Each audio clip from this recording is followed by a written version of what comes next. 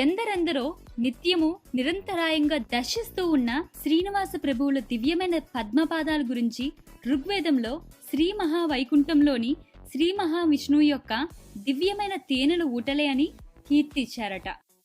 తన పాదాల గురించి వెంకటేశ్వర స్వామియే ఇలా అన్నారట: అందరికీ దర్శనీయమైన, అనుభవయోగ్యమైన, శాశ్వతమైన, సత్యమైన తేనెల ఊటలే నా పాదాలు, దర్శించండి, ధన్యులు కండి అంటూ ఆయనే తన కుడి చేత్తో పవిత్ర పాదాలని చూపించారట.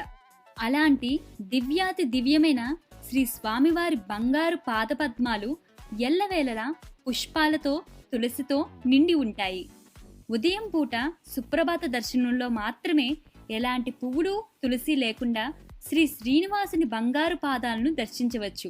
శ్రీ స్వామివారి మూల విరాట్ మూర్తి యొక్క నిజ పాదాలు ఎల్లవేళ